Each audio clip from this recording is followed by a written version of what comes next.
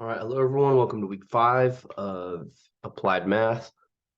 This week, what we're going to look at is ratios and proportions. So let me go ahead and share the PowerPoint for the day. Okay, so let me bring up one thing real quick while we're here. There's been some confusion, and honestly, it is understandable with the discussion board. So, and this is not to call out any one person. I've had a handful of questions about the discussion board. So just make sure to look out in week 1. What happened is you have the discussion board that was during week 2. So it's posted under week 2. But because I want to give you a week to respond to what somebody else says, what that means is that your actual response to my question needs to happen in week 1. So the idea is it's a 2-week thing that the initial question is asked by me. You have a week to work on that and post your initial response. Then you have another week to respond to other people. Your response has to be due in that first week. That way, during week 2, which is when the assignment is finalized or it's due at the end of week 2, in order to give you that full time to discuss with other people what they said, everyone needs to have posted their response within that first week. Now, what happened is at the end of week 1, I think what happened is a few people might have opened week 2 and noticed it. So I got some emails. So because of that, what I did is I scooted this back to Tuesday during that second week. And I think maybe some of you caught it on like that Sunday or Monday, and you thought to yourself, oh, okay, maybe it's a week 2 assignment where the first part is just due on Tuesday. But again, it was originally going to be due on the Sunday at the end of week 1, and I scooted it back because a bunch of people asked about it. And then moving forward, the idea is we do it week by week. So moving forward, the idea was in week 3, you're going to go look and start your discussion board, even though it's not due till week 4. The first component is due at the end of week 3. You post your thing by the end of week 3. That way, everyone has all of week 4 to finish the project and post their response. So then when week 5 begins, you're going to want to go to week 6, look at the discussion board for week 6, put up your initial response during week 5, and then talk about what other people said during week 6.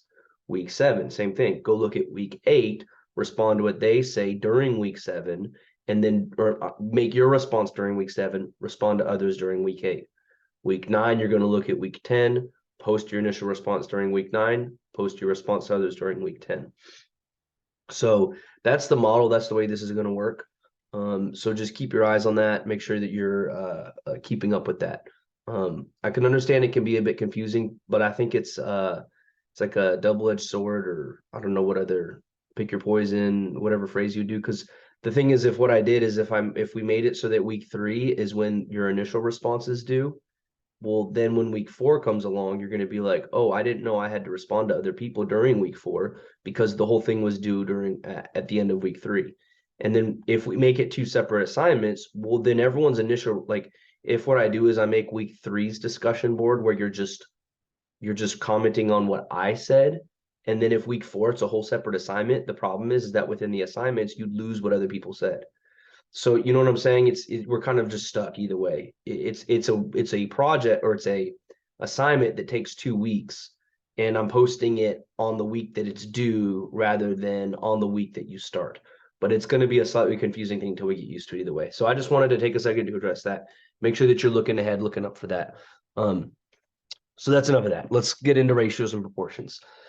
So we're going to cover a math concept here. So you'll notice a few of my slides will bring up just some math stuff, but pretty quickly we're going to get into, so see math like you'd see in some algebra class, but pretty quickly we're going to get into real world questions that, like, look at this, where you last 5 outreaches, you've retained 4 visitors for every 50. If you have 200 visitors, how many newcomers will be at your class in January? So pretty quickly, we're going to get to real world examples that apply to church situations. So today is obviously math, but it's not like the basic math lessons earlier where it's just math for the math's sake. This is a day where you're going to see the real world application almost immediately.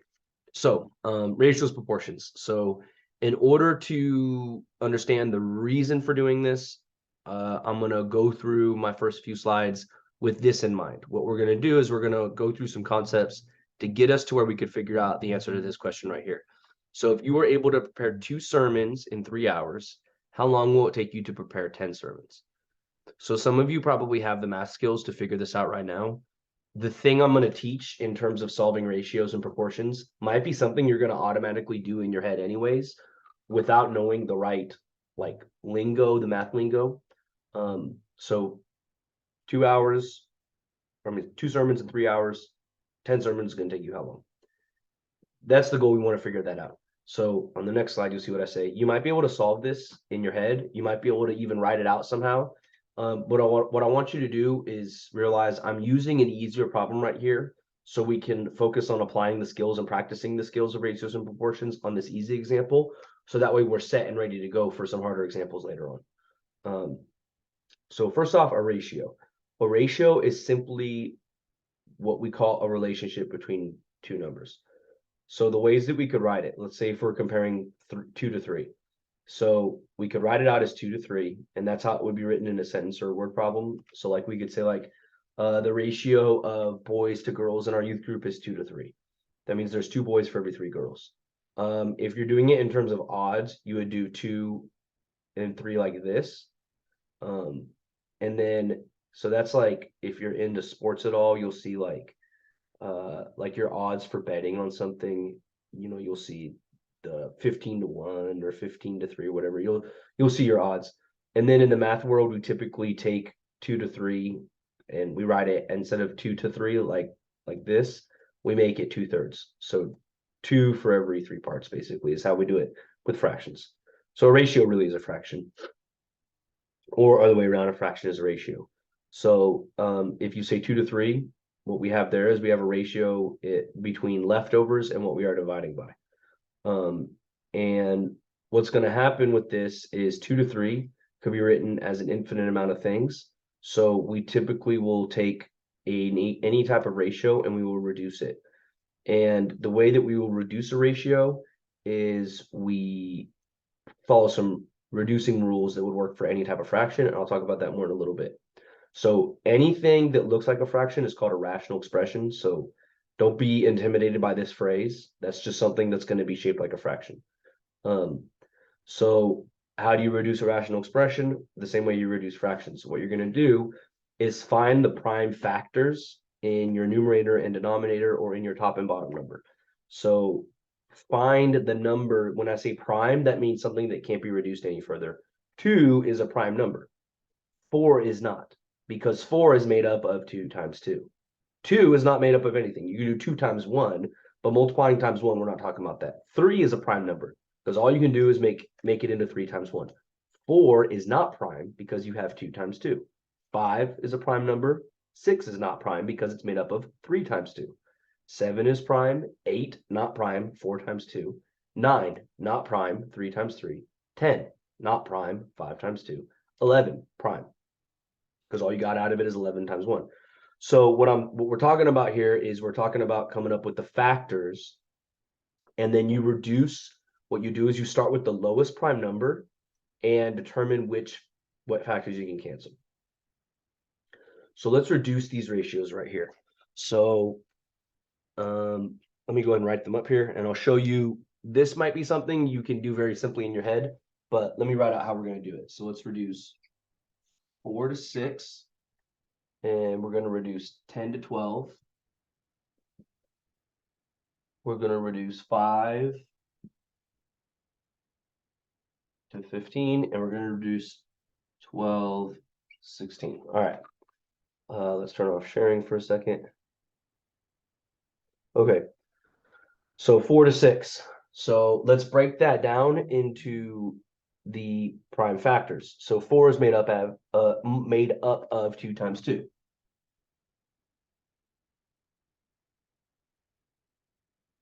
And 6 is made up of 2 times 3. And so what you'll do is you'll notice 2 is a factor that they both share. So you can reduce that. And what's left when you reduce the factor they share? Well, 2/3 is what's reduced. So really, 4/6 can be reduced into 2/3. What about 10 to 12? So what that is that is made up of 2 times 5. And then what can you break 12 into? Well, that's 2 times 6. And so 2 is the factor that they both share. So what's left is 5 to 6. Okay. 5 to 15. Well, that's made up of 5 times 1 to 5 times 3, right? 5 is made up of 5 times 1, and 15 is made up of 5 times 3. 5 is what they share. So eliminate the 5, and it reduces to 1 to 3. And then lastly, 12 and 16. Well, let's break that down. So 12 is made up of 2 times 6. Well, 6 is made up of 2 times 3. So break it out into all the prime factors. 2 times 2 times 3. And then 16 is made up of 2 times 8. Well, 8 can be broken into 2 times 4, but 4 can be broken into 2 times 2. So 12 is 2 times 2 times 3, while 16 is 2 times 2 times 2. So you'll have a 2 in common, you'll have a 2 in common, and what's left is 3, and 2 times 2, so we'll have 4. Now notice I broke this up into all the prime factors. A way that's acceptable and sometimes easier is if you can just break it up into the greatest common factor, which would look like doing it like this. You'd think of 12 as, oh, I'm starting to run out of ink on this thing. 12 is made up of 4 times 3. And then 16 is made up of 4 times 4. And so 4 and 4 cancel out. And what's left is 3/4 again. So I'm okay if you break it up into all the possible prime factors, or if you break it out into the greatest common factor in order to reduce it. You'll notice up here, I guess I was just moving fast. I didn't think to take the time to break this into 3 times 2. But either way, I immediately had 5 in common. So whether I make that a 5 times a 3 times 2 and then do 3 times 2 to make it 6, or start off with the greatest common factor like I did, that's the way you'll go about doing it. I'm not really going to be writing these out moving forward. I'm just going to go through and look at them. And most of the time I can look at them and in my head distinguish what the greatest common factor will be. So you'll see me move through these pretty fast moving forward. Okay, so reducing fractions is not the bulk of today's lesson. It's just something that we're going to assume you know how to do. And so I'm going to move through that pretty fast. If there's a step where I'm reducing a fraction you're confused, then just make a mark in the video of where this is at and go back and rewatch the examples to get the idea if you see me reduce a fraction and you're just kind of lost as I do it. Okay, so the types of ratios that you'll find around the church. This is just some examples. Cost per patron, income per patron, patron per parking space, miles per gallon, miles per hour, cost per student. What's the key word here? The key word is per, meaning how much will you have for whatever it is we're comparing things to. So per. So how many things per whatever other thing I'm comparing it to.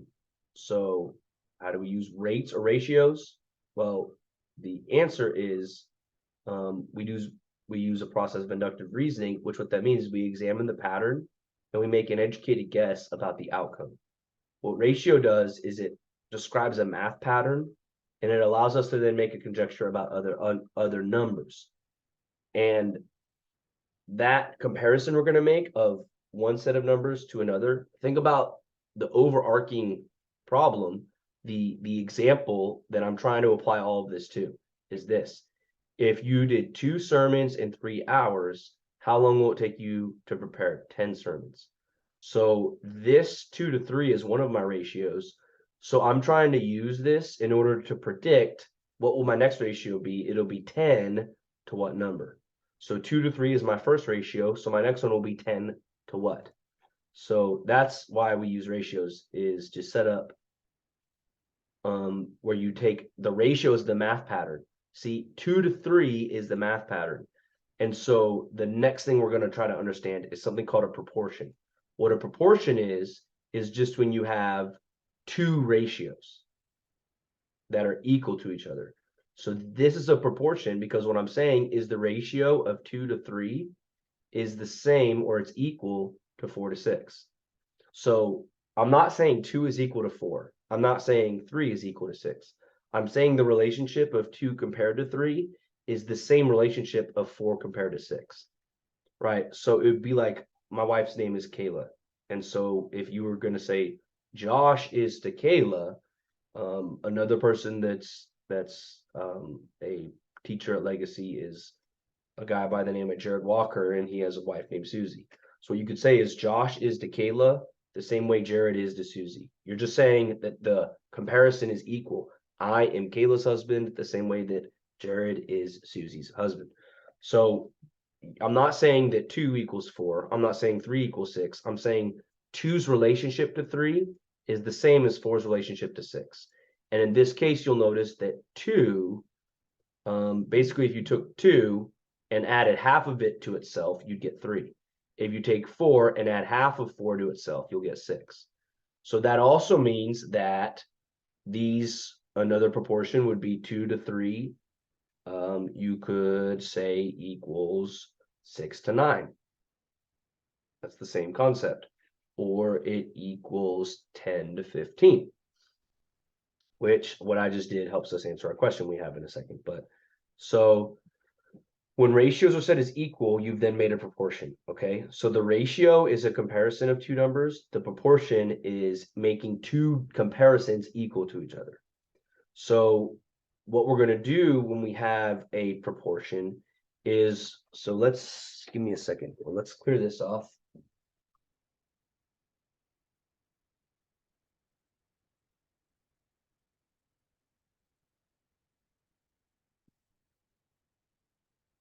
Okay, so what we're going to do is, and I'm going to set this up, we're going to have 2 to 3 equals 4 to 6. Now, the first and the last term are the extremes.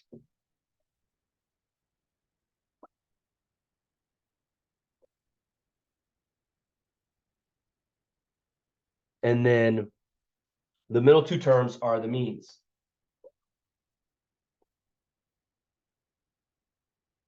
And so what happens is the product of the extremes will equal the product of the means if you do the proportion right. What that means is whatever the outside numbers equal is exactly the same as whatever the inside numbers equal. And so if it's a fraction, we're going to do what's called cross multiplying. So let me show what I mean here. So if I'm going to say that 2/3 is the same as 4/6, so the comparison is the same. I already broke down how 1 1/2 and all that. We know that this works. And here's how you can prove it. Multiply your outside numbers. What's 2 times 6? Well, that would be 12. Multiply your inside numbers. 3 times 4. That would be 12. How do I know I have a proportion? Because the outside numbers give me the same answer as the inside numbers. So if is 2/3 the same as 3/8? Let's see. Is 2/3 the same as 3/8? I don't know. Let's find out. 2 times 8 equals 16. 3 times 3 equals 9. No, 2/3 is not equal to 3/8 because when you multiply your outside numbers, you multiply your inside numbers, you get two different things. Okay, so that's how a proportion works. Now, I'm not really going to make you sit and test if proportions work or if they don't, because that's not the key. The key is using that. And let me go back to sharing. Share screen.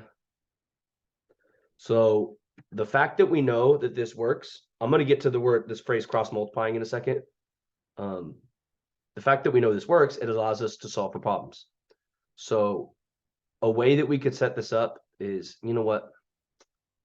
The book likes to break down the use of the organizational box, but I'm not even gonna take the time to do it. I'm just gonna show you the way that I learned how to do it, that I've done it for years, the way I teach all my students. If me going through this is confusing, I would suggest reading through the book, the chapter on the book about proportions, and seeing if its approach makes more sense to you. But I think the way I'm going to break this down will make sense. So what I'm going to have you do with these ratios is I'm going to have you cross multiply. So let me just show you my process. So let's say if we're going to say that 2/3 is the same as 4/6. So what we're going to do is we're going to cross multiply.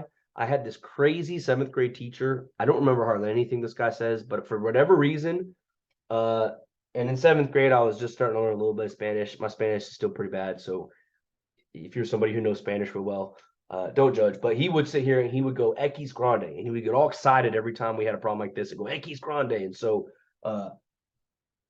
big X is what I always remembered.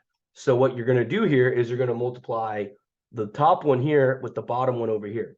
So 2 times 6 makes 12. And then that has to equal the other one, which is 3 times 4. And they equal each other. So it works. All right. So that's the system we're going to use. And you might look at that and think, well, what's the point of that? And the point of that is when, let's go to our example. If you have 2 sermons in 3 hours, how long will it take you to prepare 10 sermons? Forget the whole organizational box thing. I've kind of learned that in some cases it's helpful to show you like 3 or 4 ways of doing things. I think that for this, it'll be more confusing if you see me pick 3 or 4 different methods. So I'm just going to show you this method right here, where I'm going to use cross multiplying, or you see in I put X grande. What we're going to do is we're going to take the problem, instead of putting it into organizational box, what you're going to see me do is just turn it into a proportion, and then I'm going to cross multiply, or X grande, and then once I've cross multiplied, I'm going to reduce. And so let's go back to our original problem. Okay, so let me use this right here.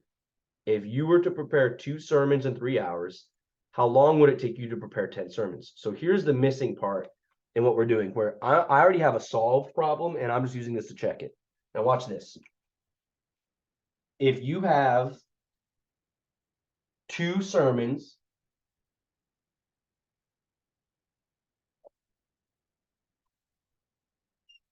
and it takes 3 hours,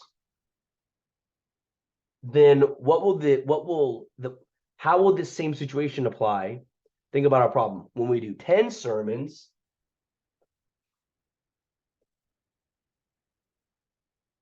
well, that's going to take how many hours? That's the thing that we don't know. So I'll put that as X. Now, this is why in the opening couple of weeks, I had us take some time to solve for X. I wouldn't want you to be completely oblivious of how to solve for X, or I wouldn't want it to be something you hadn't seen in years and you're kind of stuck. We took some time to work on solving for X. If you need to, we'll pause right now and jump back to those old videos in the basic math skills and go back to solving for X to refresh your memory on that. By all means, pause and go back and do that. But we're going to have to solve for X here. So let's do what we practiced before, the X grande. Let me actually take this. I wrote it out so you can see that we're doing sermons and sermons on top, hours and hours. Let's just make it numbers now. So 2 to 3 equals 10 to X. Now X grande, or 2 and X. So we'll have 2X equals 3 times 10. Okay, now let's go ahead and work on solving. So it's 2X equals 30. How do we get X alone? We'll need to divide by 2. And so 30 divided by 2 is going to be 15.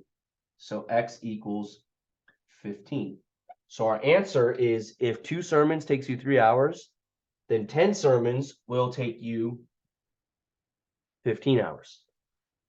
So this is a helpful thing. This is honestly good things to think about. It. It's like, hey, it just took me 3 hours to prep these 2 sermons. I have a conference this weekend where I'm going to preach 10 sermons. How much time should I plan for prep? Well, you're gonna need to carve out 15 hours to prep and do them the same justice you did on your 2 sermons that took you 3 hours. All right. So that is how we would solve a problem like the example we had here. All right. So again, don't worry about the organizational box. I just think it's an extra step that would only provide confusion. Let's just go ahead, throw it in a proportion, do Equis Grande, and then solve for the fraction. So how can we use this? This can come up in a bunch of ways. If you're unit pricing, right? You do this at the grocery store all the time, where it's like, oh, I'm gonna pay $5 for 10 ounces of this thing. And then you're gonna see something else, and it's like, well, this thing's selling 24 ounces and it's $11, right? So $5 for what I even $5 for 10 ounces, and then $11 for 24 ounces. Which one's a better deal? Probabilities, timing, distance relationships. Think about all of your distance calculations, speeds per or miles per hour in terms of speed, miles per gallon, price per gallon, serving sizes. All these different things will use these type of ratios and proportions. So let's work on a couple problems here. So what we're doing here is we're purchasing drinks for banquet, and we can either make 2 gallons of lemonade for $2.34. So, and this is honestly something, I mean, as I'm recording this in January of 2023. So if this recording gets reused in future years, maybe what I'm saying won't be as applicable. But as the time of this recording, I'm here in New Orleans with Raven Ministries, and we're working on planning for Mardi Gras next month. And as I'm pretty sure that some legacy students will be showing up for that. So some of you, I might see you in a month for Mardi Gras. And believe me, when we're prepping for a Mardi Gras team to come in, we will definitely think through these kind of things. If we're needing to get drinks for a bunch of people, there's a chance that I might be with some people that are going to work on these exact calculations while we're prepping for a Mardi Gras team. So you can either get 2 gallons for, so let me, I'm going to write this up here as I go through it. So lemonade, we get 2 gallons for $2.34. So I'll say 2 gallons to $2.34. Sweet tea, so I'll write tea. We can get 1 gallon, and 1 gallon is $1.99. And then Crystal Light. I don't even know what Crystal Light is. Crystal Light. I'll just write Crystal. We're gonna get 10 gallons, and that's gonna be $4.99. What is the cost per unit, and what would you buy? So let me stop sharing so you can see what I've written here. So 2 gallons is $2.34 of this, 1 gallon for $1.99, 10 gallons for $4.99. What is the cost per unit? So you want to have something comparable. So there's multiple ways to do this. Let's go ahead and figure if let's say we're trying to serve a lot of people. So this, we could get 10 gallons for $4.99. What would it make in order to have 10 gallons for these other things? So let's start with this one, with the lemonade.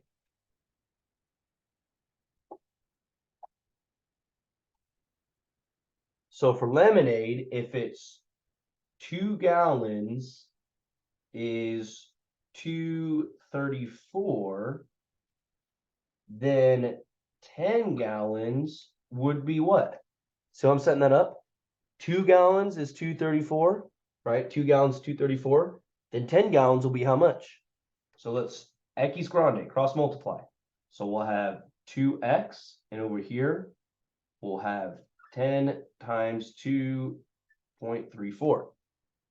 So we have 2x equals, when we do 10 times 20, when you do 10 times 2.34, we'll be at 23.4. And then we need to divide by 2.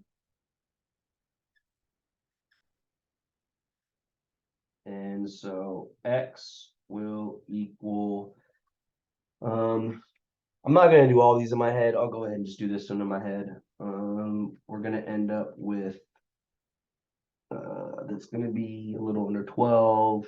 11.7. Right, did I do that right? 11.7. Yeah. So for Crystal, 10 gallons will cost us 11.7. So this will be 10 to 11.7. No, not Crystal. So the lemonade, 10 gallons will cost us $11.70. Crystal, 10 gallons is $4.99. Looking better. What about the tea? Let's figure out the tea. So for tea, if it's one is 199, 10 will be how much? So X grande, we'll do 1 times X, and we just have X equals 10 times 199. And so X will equal 10 times 199 becomes 19.9. And that's what we get. So 10 gallons will cost us 19.9. Now we have an actual comparison here. So Crystal, we could do 10 gallons for $4.99. Tea is 10 gallons for $19.99, and lemonade is 10 gallons for $11.70.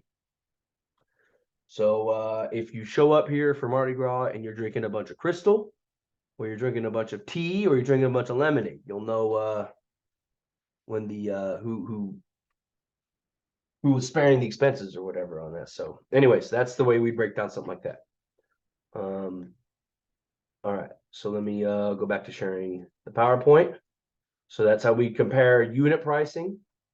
Okay, how about probabilities? I went to this example early on to give you a heads up of what kind of thing was coming. Over the last 5 years, after holiday outreaches, you've retained 4 visitors for every 50 that came through the door. So let me go ahead and clear the slate right here.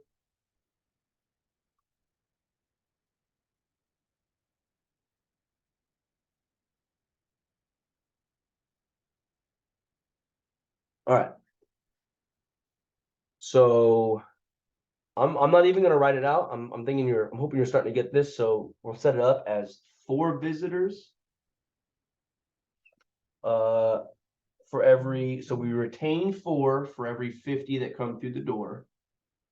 So therefore, how many will we retain if 200 came through the door? Okay, stop sharing. So you see what I'm saying? 4 stay. So 4 retain for 50 that come in the door. How many will retain if 200 come through the door? X grande time. So we'll do 4 times 200 equals 50 times X. 4 times 200 is 800 equals 50 times X. Divide by 50. Divide by 50. And this is going to be 800 divided by 50. That's like doing 80 divided by 5. And 5 goes into 80 16 times. So to answer the question, we would end up keeping 16 visitors. So if 50 people come through, you'll keep 4 visitors. That means if 200 people came through, you can expect to keep 16 if the ratios hold. Okay, back to share. Timing. You're taking a church trip. Your last trip of 550 miles on the road took 9.5 hours. Your next trip is 12,000 miles or 1,200 miles. How long can you anticipate it taking to make the trip? Let me tell you, this kind of stuff is real. If you, again, to bring up the Mardi Gras happening next month, if you're driving down here with a bunch of church folk, when you're in a van full of church folk and you stop at a gas station, people go crazy over those chips. So you really got to watch it when you're making these road trips. I've taken many a road trip with many a church folk, and the chips are what hold you up. Anyways, so 550 miles takes 9.5 hours. So I'll put it like this: 5 Well, my pen is dying on me. Let me I'm gonna pause the recording. Hold on, I think in order to do this, I'm gonna stop sharing for a second. Okay, I'm gonna pause, and when I'm gonna be back in just a second with a pen. All right, I'm back. Got another marker. This one's blue. So get a little color in our lives. All right, so where was I? We had a trip that takes 550 miles and it takes 9.5 hours. So we'll go like this. 550 miles takes 9.5 hours. It's going to be simple to write that as 9.5. Let me go back to the let me share screen. Let me let you look at the problem I'm doing. Okay, here's our problem here. So our trip of 550 took 9.5 hours. So our next trip is 1200. How many hours will that take? So let me just say, if you're struggling on putting these in the right place, maybe it would help a bit to write your amounts. So you see me, I just have 550 to 9.5 is the equivalent of 1200 to what? Maybe I could do 550 miles is the same as 9.5 hours. So then 1200 miles is the same as X hours. So if you need to put the unit, what you're measuring, if it helps you keep track of things, that's perfectly fine. However, I try to avoid writing those if I can. It makes it so that the math is simple when I do the Equisquande. So now we're going to do 550 times X will equal 9.5 times 1200. So right here we'll have 550 times X equals 9.5 times 1200. Okay, I'm gonna pull up a calculator here on the computer for this. I've gone past what I'm willing to do in my head right now. So we'll do 9.5 times 1200. And so we're gonna have 550x equals 11,400. And then we're gonna divide by 550, divide by 550. And so 11,400 divided by 550, we get 3. 11,400. Hold on, I definitely did something wrong there.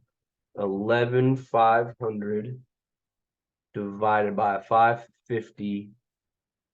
Okay, I must have had some type of typo here. Hold on one second. Okay. Okay, let me get things together here. I'm keep typing the wrong thing. 11,400 divided by 550, and we get 27.2 is what I'm getting. So X would equal 27.2. Let me double check everything real quick. Make sure I'm doing this right. 9.5 times 1200, 11,400, good. And then divided by 550 is, okay, 20.72 is what I'm getting now. 11,400 divided by 550. Yep, 20.72. So X comes out to 20.72, and this was hours. So 20.7 hours, almost 21 hours. So if it took you 9.5 hours to go 550 miles, it's going to take you almost 21 hours in order to go 1,200 miles. And if you're a church folk, I mean, going 21 hours, they're going to stop for so many meals. Yeah, good luck with that. You're going to be going to Cracker Barrel and who knows where, Steak and Shake. You know how those church road trips get. All right. So there we go. Let's go back to sharing the screen. All right. So timing, we got that one. Distances. All right. So I don't know if this affects you, but I need to make this take the full thing for me. All right. You're taking the church bus on a trip. On a previous trip, you went 550 miles on 30 gallons of fuel. Your next trip is 1,200 miles. How many miles per gallon does your vehicle get? If gas costs $4.14 per gallon, what can you anticipate your cost to be? And if you're taking 11 students, how much should you charge each to cover the cost? So look at this. This is exactly the kind of math that you would have to do. Like, notice this isn't something that you can just throw in a calculator tells the answer. You need to be able to at least break down the math step by step to figure out what to punch in a calculator, right? Calculators are fine. You can use them, like I said, for anything. It's the idea is breaking down what's being asked of you well enough to even begin putting it in a calculator. So let me write this out. So we're going to go, so 550 was 30 gallons. So 550 miles took 30 gallons. So we need to figure out 1,200 miles will, we don't know how many gallons that'll take. And with that, let's figure out, here's our questions. How many miles per gallon does the vehicle get? So what are our miles per gallon? Gas is $4.14 per gallon. How much will it cost?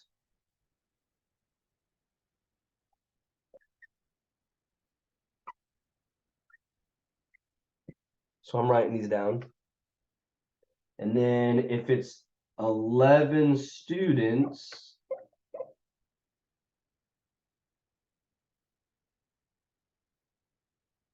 so 11 students are going on the trip. How much per student? All right. So I've just kind of jotted down each component of the question, and let's work it out right here. So it's 550 miles, and we did that in 30 gallons. What will our miles per gallon be? So I'm going to set up answering these questions over here. So they want us to figure out how many miles do we go off of 1 gallon. So let's set up this proportion. 550 miles is 30 gallons. So then what we're trying to figure out is 1 gallon is X miles. See how you can do that? Set up your proportion and pick which thing you want. The gallons, we want it to be 1. How many miles will that go? So let's do our X grande. So 550 times 1 equals 30 times X. There we go. Now let's divide by 30. Divide by 30. I do not feel like doing that in my head. So let me open up the calculator again.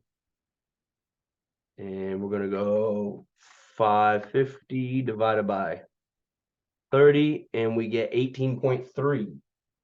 So the answer is 18.3 miles per gallon. Miles per gallon. So right here, our miles per gallon is 18.3 miles per gallon. So now if gas is $4.14 a gallon, how much will it cost for this trip? So let's see, we get 18.3 miles a gallon. So for this one, we don't know how many gallons the actual trip will take. So let's figure that out first. So right here, when I had 550 for 30 gallons, let's figure out how many gallons we'll burn through on the trip. So let's take this proportion that we just did, and let's change it up and make it so that it's 550 miles for 30 gallons. So then now we are going to go 1,200 miles. We'll cover X gallons. Okay, so now let's figure out how many total gallons we're going to be using on the whole trip. X grande, so 550 times X equals 30 times 1,200. So right here, we're going to have 30 times 1,200, and we'll get 36,000. So 550x equals 36,000. And then we're going to divide by 550. Divide by 550, and x will equal, so on my calculator right here, 36,000 divided by 550, and I'm going to get 65.45.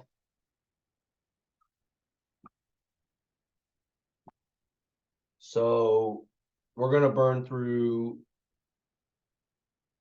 65.45 gallons of gas on this trip. But I'm trying to figure out if gas is $4.15 a gallon, how much will it cost on this trip that will burn through 65.45 gallons?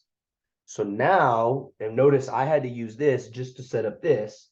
Now we need to make a new proportion. And so for this next proportion, we're going to go and we're going to use if the cost is $4.14 for 1 gallon, okay, then what will be the cost if it's 65.45 gallons? See how I'm setting that up? $4.14 for 1 gallon. So what will be the cost for 65.45 gallons? And now you just X grande. Cross multiply, cross multiply. So right here, I'm going to have 414 times 65.45. And that will equal 1 times x, which is really just x. You don't need to put a 1 in front of x. So you can just ignore that. So really all I need to solve right here is do 4.14 times 65.45. And it'll come out to 270,963 will be the total cost. Okay, so how much will it cost? 270.963. That is the total cost. So I'm just going to tell you right now, I hope in real world, if you see this, you'll just take this thing, divide by 11 to figure out how much charge per person. But we're practicing proportions. So let's go ahead and show you how you take this next question into a proportion.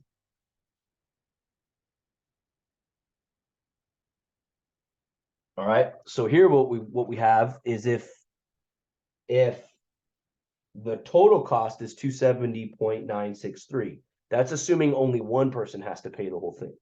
So if the number of people paying was just one, that one person is paying 270.963.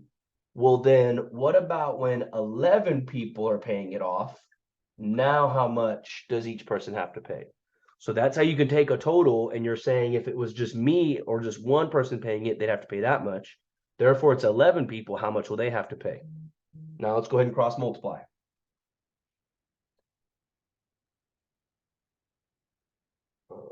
Hold on a second. That's going to totally backfire. Sorry, hold on 1 second.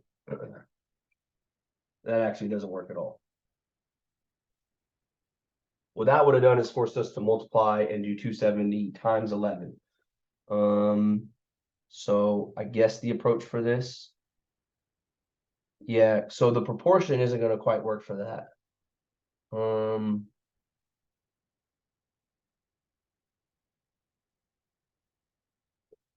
Yeah, I guess so for this one, this last step, I mean, the idea would be if it's the total is 270.963. I mean, you're just taking 270.963 and you're splitting it 11 ways. So you're dividing it by 11.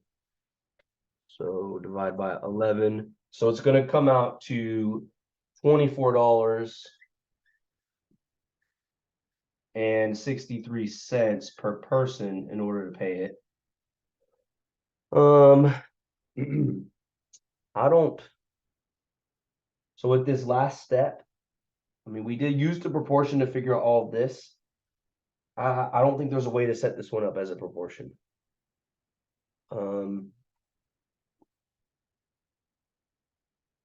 Yeah, I'm sorry for the, you know what, I'm gonna go ahead and use the pause and take a second and make sure I'm not missing a way to set this up as a proportion, but I'm pretty sure that this, you'll just kind of have to use common sense to know, I mean, if this is what the whole thing costs, then if an 11 people are going, you'll have to take the whole cost divide by 11. A proportion is just doesn't make sense for this. Let me pause and think about a couple of things to make sure I'm not missing an example where I could use a proportion, but I'm pretty sure this is all we're gonna do. All right. This is actually so obvious. I took a second to think about it. This is actually the way you'd want to approach it. So I'll write it out this time. So if what I'm doing is doing people paying and then amount per person is how I approach this. So if we're going to compare our people to amount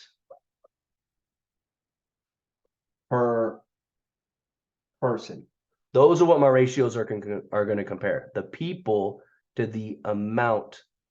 Sorry, not per person, but the amount.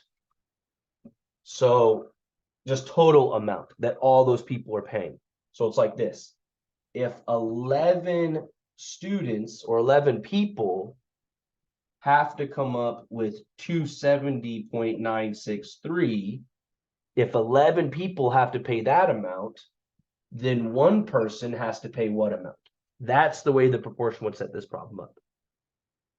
So it's the people and the amount that amount of people have to come up with.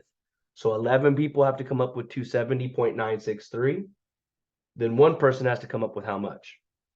So now we're going to do X grande, and we're going to have 11x equals 270.963. And so we'll divide by 11.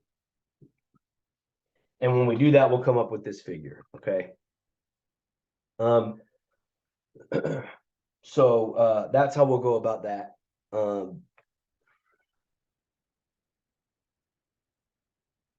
And I should point something out. The whole lesson isn't necessarily just on rounding, but the rounding rule on this would be round down to say 96 cents. What's probably best though when you're dealing with money is to always round up so that you end up charging extra rather than less. So if it's 963, because you want to get it to how many cents, you don't want to tell people we need to come up with $270.96.3. That's weird. Just you'll round that off, but you don't want to be short any amount. So just always round up when you're coming up with how much to charge. But that's just a minor detail that I wanted to bring up while we saw it. So, okay, so there's that example. Back to sharing the screen. Okay. Serving size. 3 students devour 1 pizza.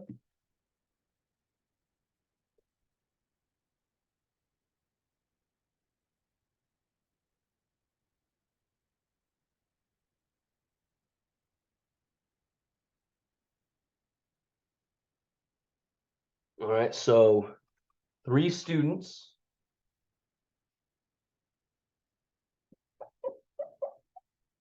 can eat 1 pizza. So then if you have 45 students and leaders or 45 people you're feeding, then how many pizzas do I need to get? So if 3 students go through 1 pizza, 45 students or leaders go through how many pizzas? So cross multiply. So it's going to be 3 times X, and it's going to be 1 times 45. And divide by 3, X equals 15. So our answer is 15. So if 3 people eat 1 pizza, then 45 people will eat 15 pizzas.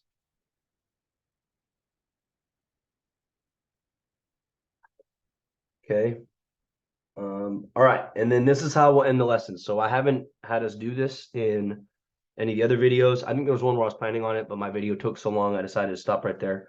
What I want you to do, if you have a hard copy of the book, you can use that.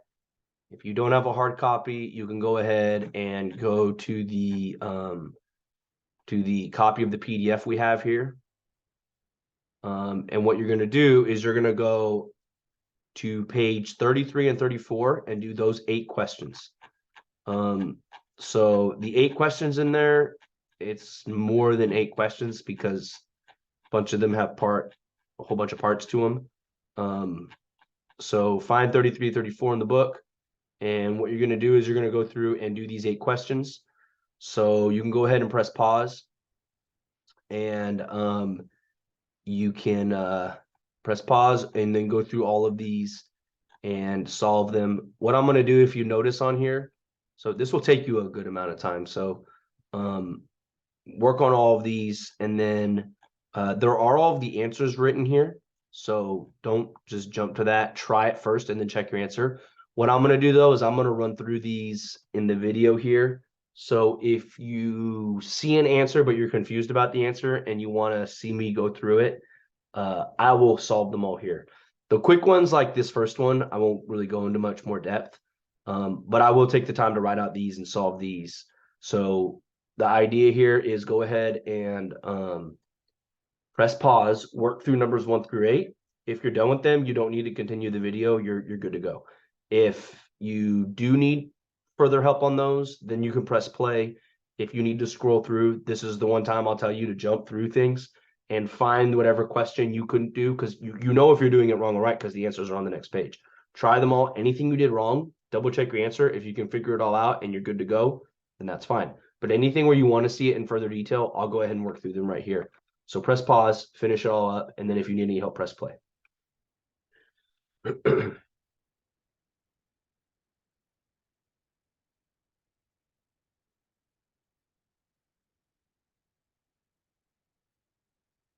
All right. If you're watching at this point, I'm assuming it's because you needed to see me work through something here. So I'm just going to go through these in order and then just erase as I need space. So number 1, write all the ways that a ratio between 7 and 8 can be written. So we could either make it 7 and 8 as a fraction, 7 to 8, or 7, 8 like that, like the odds. Number 2, we're going to have 12, 24, which we can reduce both of those by 12 and make it 1 to 2. We're going to have 50 to 100, which we can also reduce 1 to 2, divide both by 50. We have 16 to 400. And I know we can reduce both by 4. I don't think 16 goes in. Okay, 16 goes into 400. So divide 16 by 16, you get 1. Divide 400 by 16, and you get 25. And then lastly is 8 to 48, which 8 goes into 8 one time, and 8 goes into 48 6 times. Okay. Let me make sure that I didn't make any careless errors with these. And yeah, that's what he agrees with. All right. Number 3. In order to do number 3, I'm gonna do it all right here. Number 3. So we're gonna do 3/4 equals 75 over x. So 3x equals 75 times 4, which is 300. Divide by 3, x will equal 100.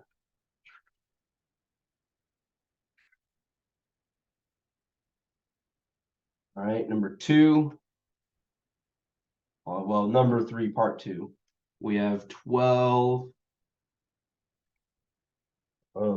I always like to write these kind as full-on proportions.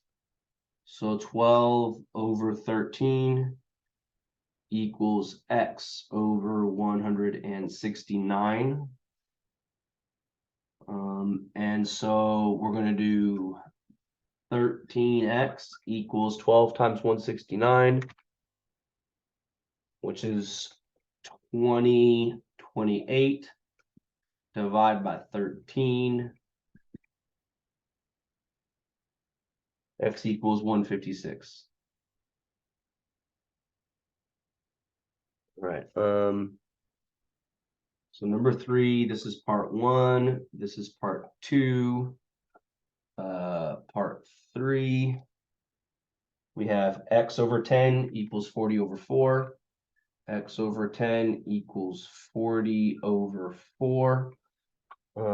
So let's just cross multiply. One rule is that you can make life easier. You can reduce anything that's on top of each other or anything that's to the side of each other. So you could go ahead and make this problem x over 10 equals 10 over 1, and it would work just the same. See that 40 over 4 is just 10 over 1. So then x equals 100 because x times 1, 10 times 10, and we are done.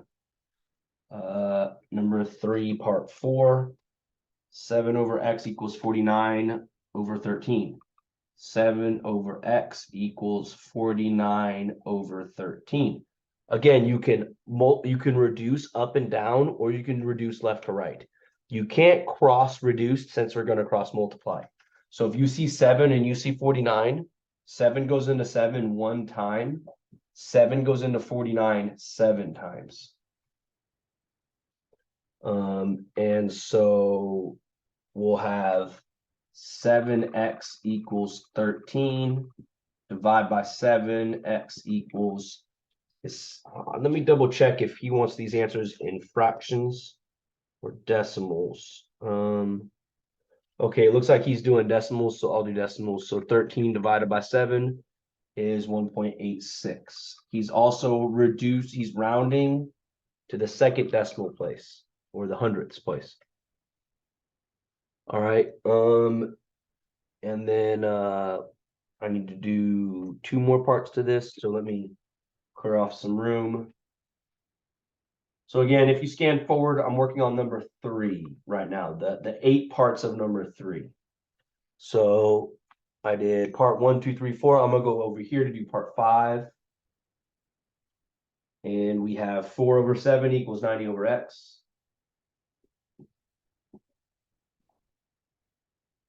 And I'm not even going to bother reducing. I'm just going to go ahead and go through it. So 4x equals 7 times 90 is 630. Divide by 4.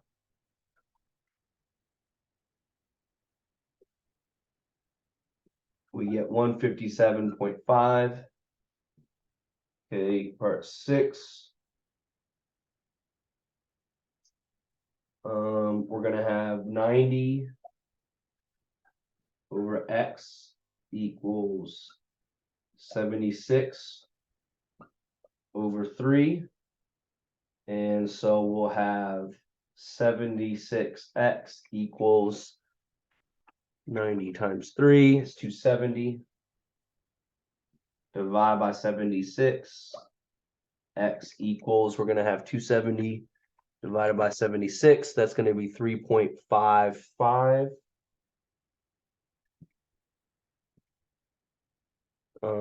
And then I think I can fit number 7 and 8 right in here. So number 7 is 77 over 6 equals 22 over x. And so we'll do 77x equals 6 times 22, which is 132. And then we divide both sides by 77. And x equals, we'll have 132 divided by 37, divided by 77. And we get 1.71.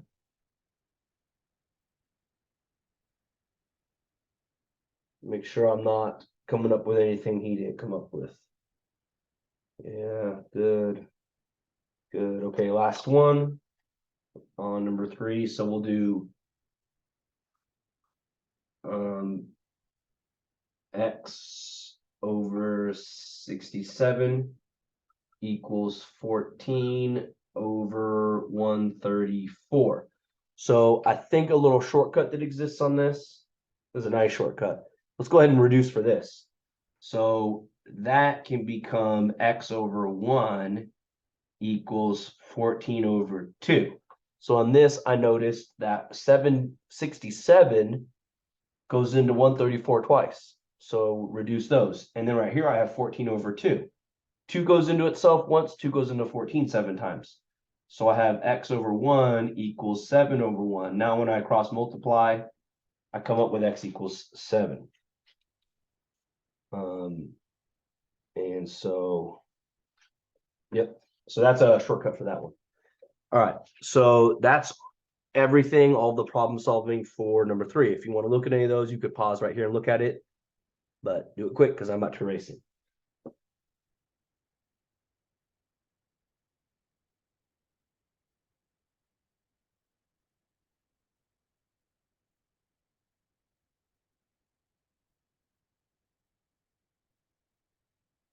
All right. Now we are on number 4. And let's look at number 4. He wants me to find the unit price of the following. So in this case, when he's saying unit price, he wants us to figure out how much does it cost for 1 unit. So for number 4, the idea here is if 16 ounces is 75 cents, then 1 ounce will be how many cents? That's how I'll set this up. So I'll have 16x equals 0.75 divide by 16. So we'll have 0.75 divided by 16. And I come up with well, I'll put it like this. I come up with 0.046. How much is he rounding by? I'm going to stick with whatever the author did. So he looks like he's going to round after. It doesn't seem super consistent. So he's rounding. Oh, okay. So he's giving you 1 decimal place. So to the tenths. So what he's going to do is. So I'm coming up with 46875. But what he's doing is this. He's going to round 1, 2 places. And then he's going to move it 2 places because this is representing cents or how much of a dollar. So yeah, my original thing was 0.75 of a dollar or 75 cents out of a dollar. But now instead of saying this amount of a dollar, he's moving it over and then rounding to this place. So he's going to say 4.7 cents per ounce.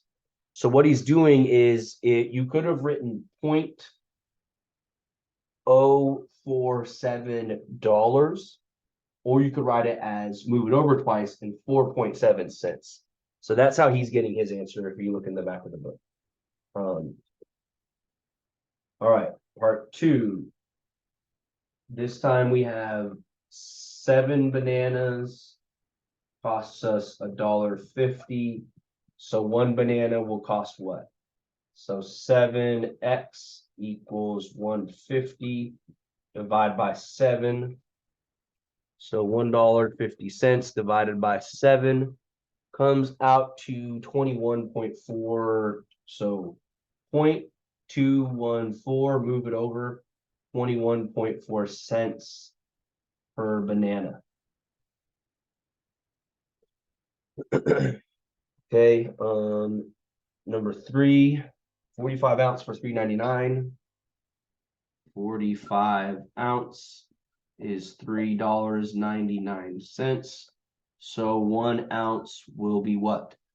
So 45x equals $3.99. Divide by 45. And we end up with, so 3.99 divided by 45. I end up with 0.0886 or 0.089 or 8.9 cents an ounce. Okay, next up, 9 gallons for $27. 9 gallons costs $27.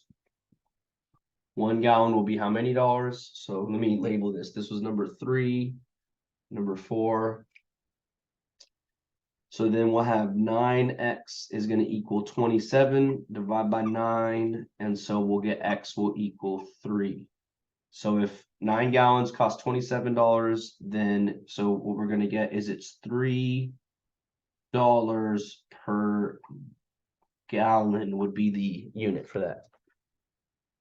All right, 16 ounces of water for $3.50. So setting up number 5, 16 ounces for $3.50. So then let's figure out 1 ounce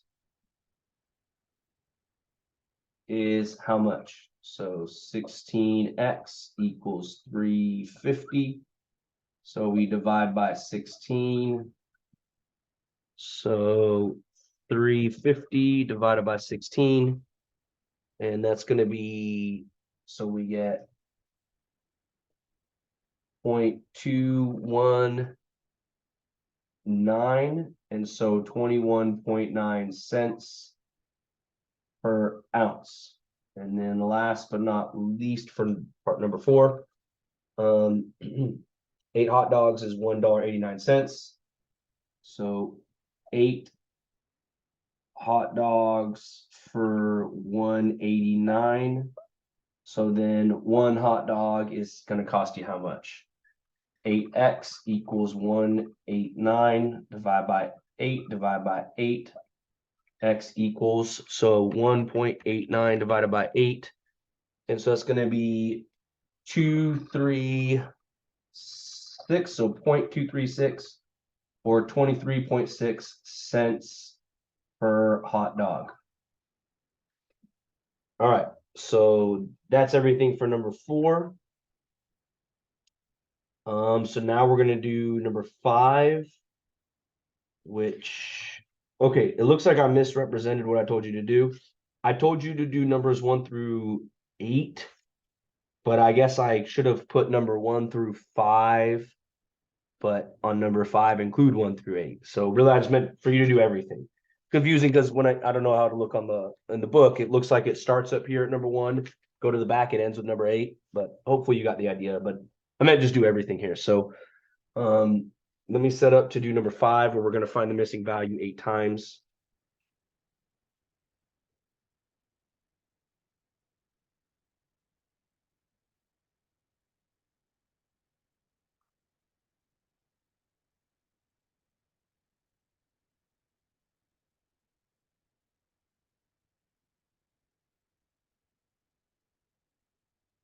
All right. So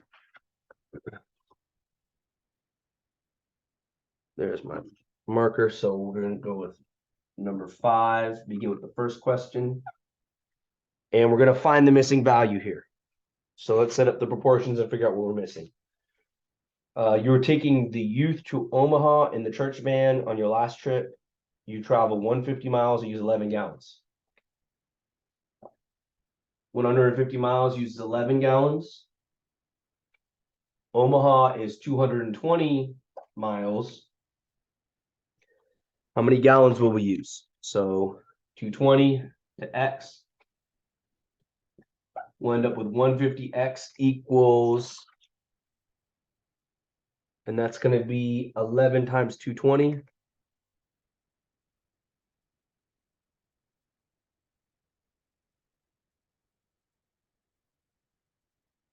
So 11 times 220, which will be 2420.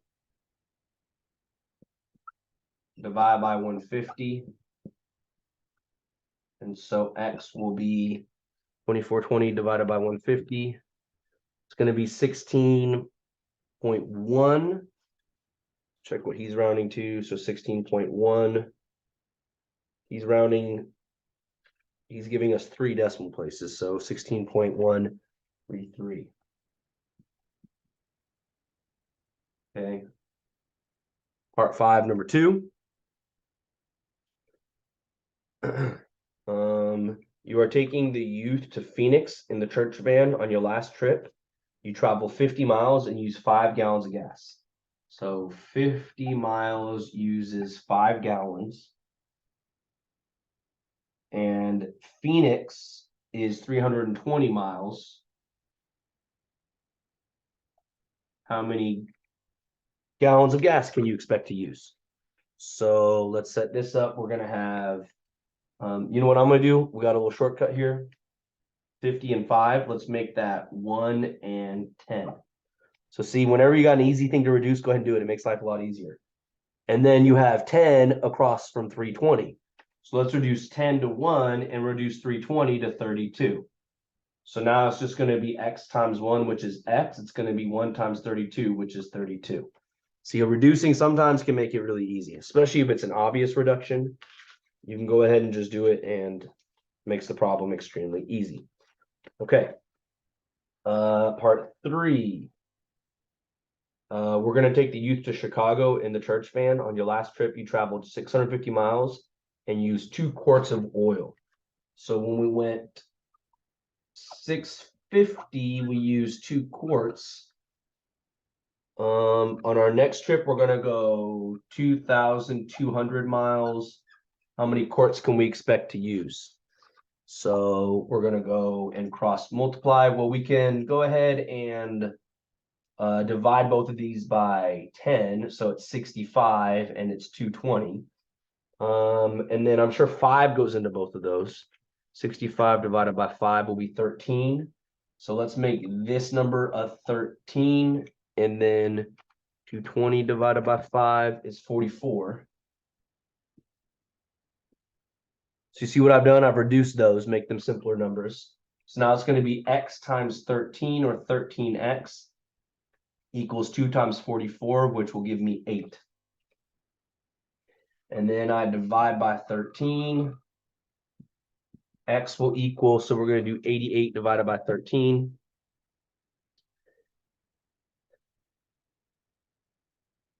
And I get 6.769. He wants us to round 2 places this time, so 6.77. That was number 3. Okay, number 4.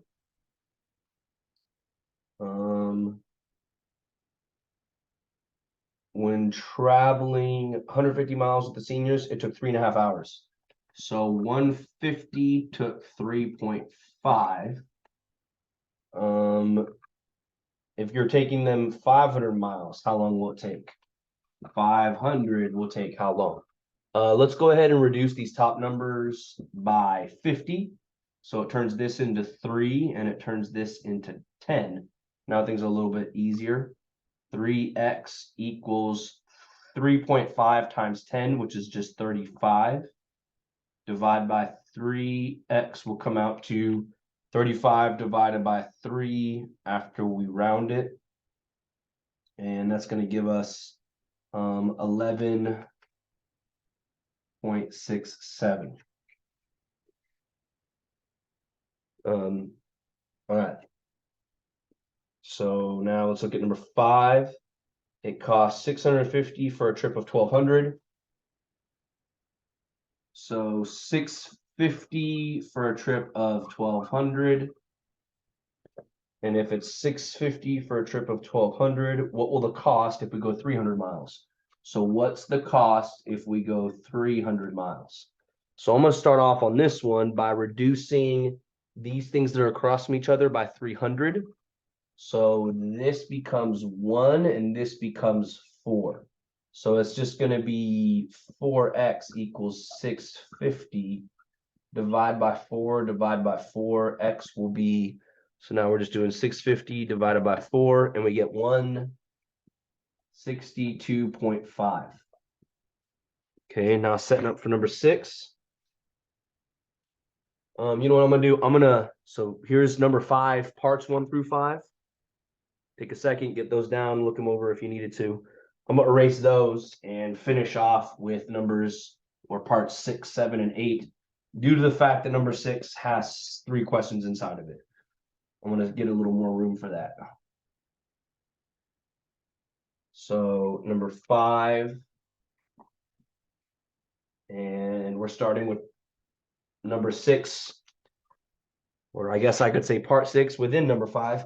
Kind of wish he would have broke this down as like 5 ABC, but it's all right. So we're gonna do a trip that's gonna be $1,500, and we have 9 students, 2 sponsors, the spouse, and yourself. Determine the cost per student if the students are covering the entire cost. So the trip is, so we're going to have 9 students covering a $1,500 cost. So how much does one student pay out of that 1,500? So we'll have 9x equals 1,500 divide by 9. And so we have 1,500 divided by 9, and we get each student will be paying 166.67. So the answer is $166.67. So this is the answer to number 1 on part 6. Part 2, what is the cost per student if the youth department is covering the cost of the sponsors, the spouse, and yourself? Okay. This is an interesting one. This is a tough question. So look, here's what we need to think about. So I'm going to set up to do part 2. So how many people? So the cost is $1,500. So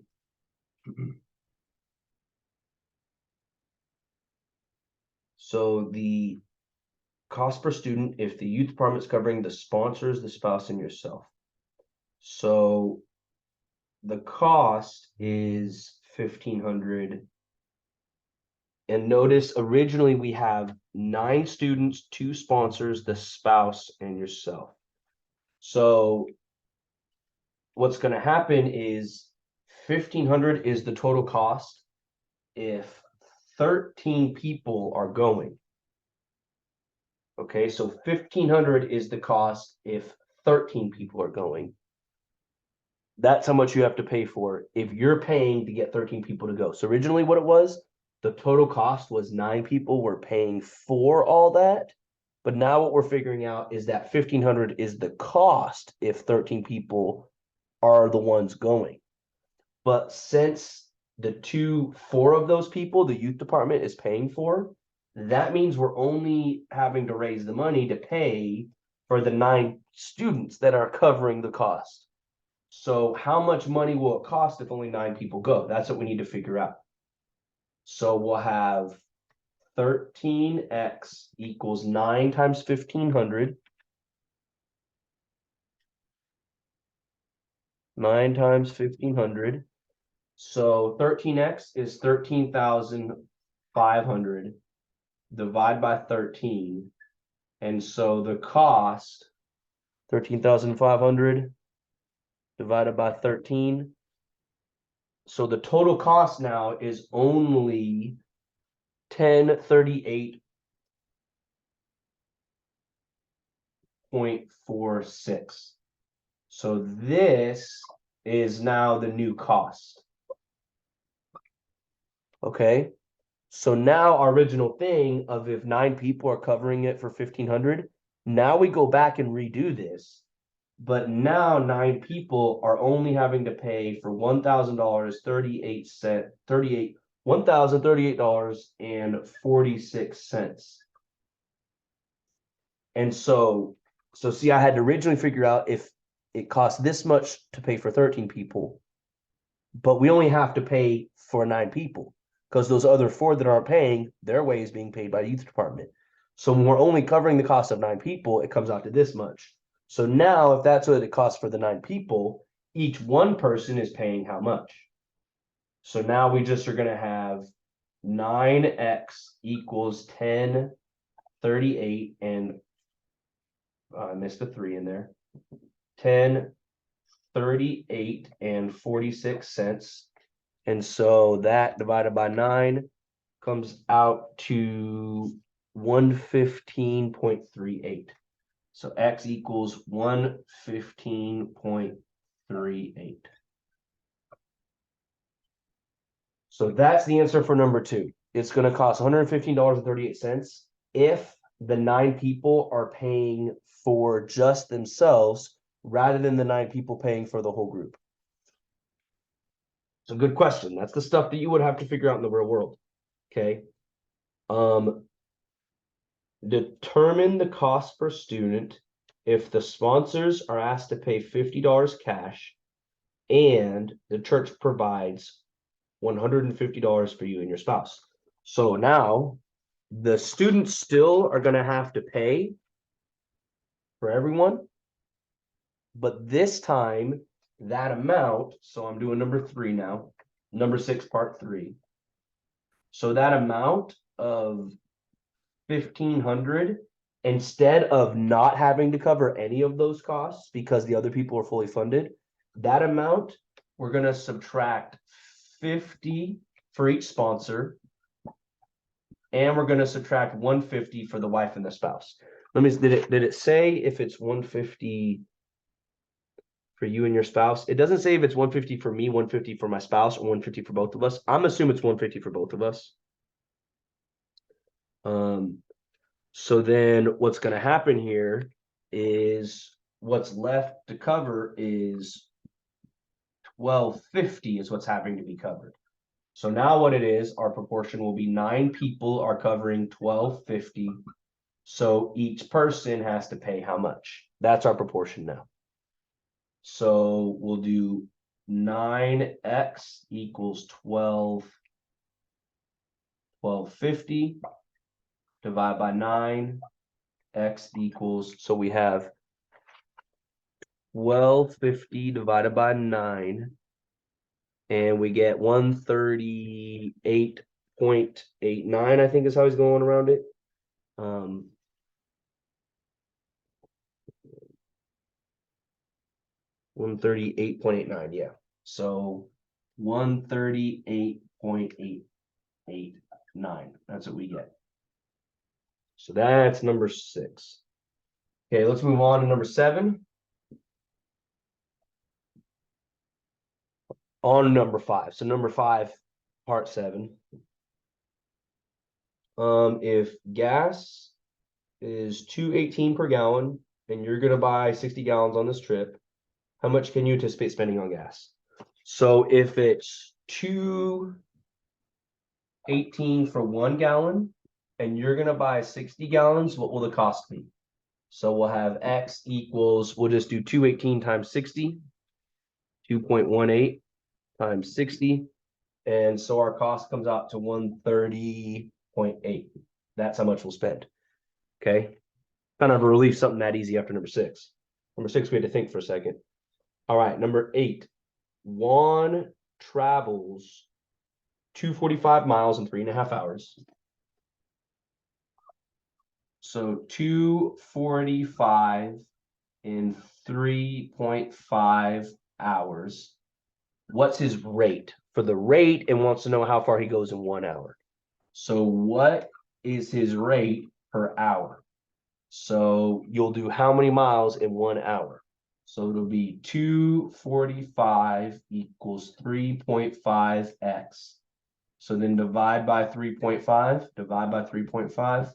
So it'll be 245 divided by 3.5, and we get 72.57. Hold on, maybe 245. Oh, did I? Okay, so I'm right on that.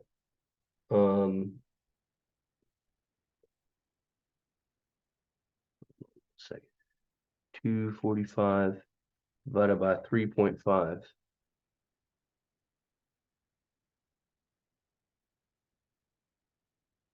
I think I keep typing something wrong because the answer I'm getting 245 divided by 3.5. Yeah, okay, 70. So the rate for number 8 is 70 miles per hour. That's the first part of what number 8 asks, 70 miles per hour. Now, number 1 says if he continues at this rate, how long will it take him to finish the trip? He still has 355. So if he goes 70, so 8 part 1. If he can do 70 miles in 1 hour, then how many hours will it take to go 355? So you'll do 70 times x equals 355. Can you see what I'm writing all the way out there? Yeah, I'm on the edge of what you can see. And so then we need to do, we divide by 70, and x equals, so we'll do 355 divided by 70, and we get 5.07. Let me round the same way he does. So yeah, 5.07, or just over 5 hours if you're just trying to give somebody a practical answer. Okay, lastly, Sally makes the same trip next week, 600 miles. If she has to make it in 7 hours, how fast will she have to travel? So Sally has to go 600 miles in 7 hours. So that means she has to go how many miles for every 1 hour? So you'll just cross multiply. 600 equals 7x. Divide by 7. X equals 600 divided by 7. And that's going to be 85.71. 85.71 miles per hour. She's going to be having to go really fast in order to pull that one off. All right, so it's a whole bunch of math, a bunch of problem solving. I hope it made sense though, and I hope the practice helps you to get it down. I mean, honestly, hopefully I'm talking to myself here because hopefully y'all were able to do the problems without any issues. If so, then I hope that these helped. So, all right, so that's it for week 5. As always, email me if you have any questions.